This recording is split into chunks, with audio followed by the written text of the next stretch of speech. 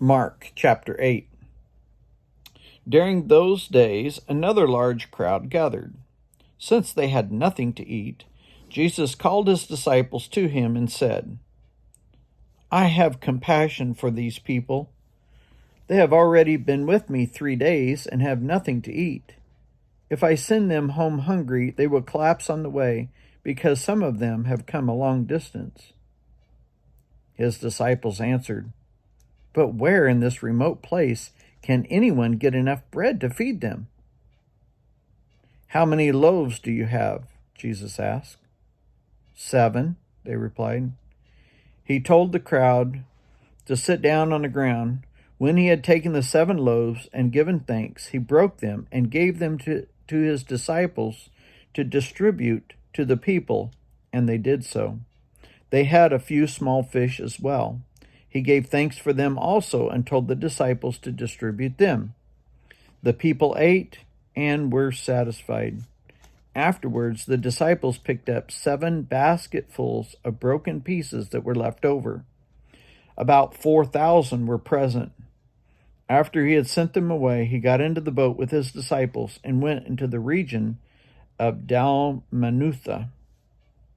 The Pharisees came and began to question Jesus. To test him, they asked him for a sign from heaven. He sighed deeply and said, Why does this generation ask for a sign? Truly I tell you, no sign will be given to it." And then he left them, got back into the boat, and crossed to the other side. The disciples had forgotten to bring bread except for the 1 loaf they had with them in the boat. "Be careful," Jesus warned them. "Watch out for the yeast of the Pharisees and that of Herod." They discussed this with one another and said, "It is because we have no bread." Aware of their discussion, Jesus asked them, "Why are you talking about having no bread? Do you still not see or understand? Are your hearts hardened? Do you have eyes but fail to see and ears but fail to hear? And don't you remember?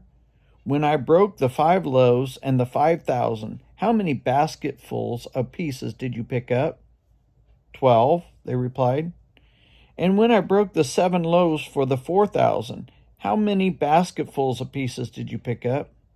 They answered, 7. He said to them, "Do you still not understand?" They came to Bethsaida, and some of the people brought a blind man and begged Jesus to touch him. He took the blind man by the hand and led him outside the village. When he had spit on the man's eyes and put his hands on him, Jesus asked, "Do you see anything?"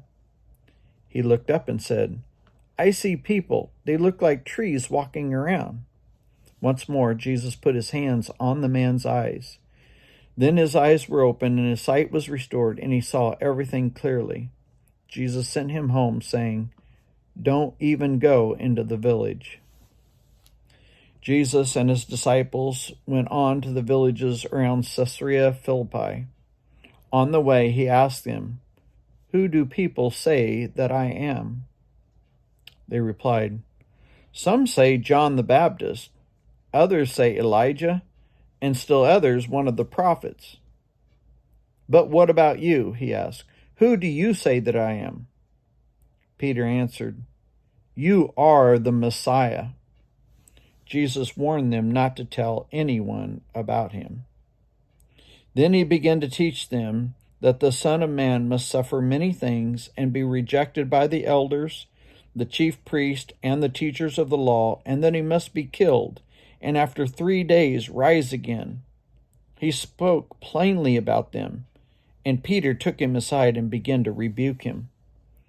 But when Jesus turned and looked at his disciples, he rebuked Peter. "Get behind me, Satan," he said.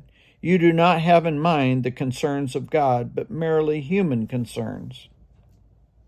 Then he called the crowd to him along with his disciples and said, "Whoever wants to be my disciple must deny themselves and take up their cross and follow me. For whoever wants to save their life will lose it, but whoever loses their life for me and for the gospel will save it. What good is it for someone to gain the whole world yet forfeit their soul? Or what can anyone give in exchange for their soul? If anyone is ashamed of me and my words in this adulterous and sinful generation, the Son of Man will be ashamed of them when he comes in his Father's glory with the holy angels.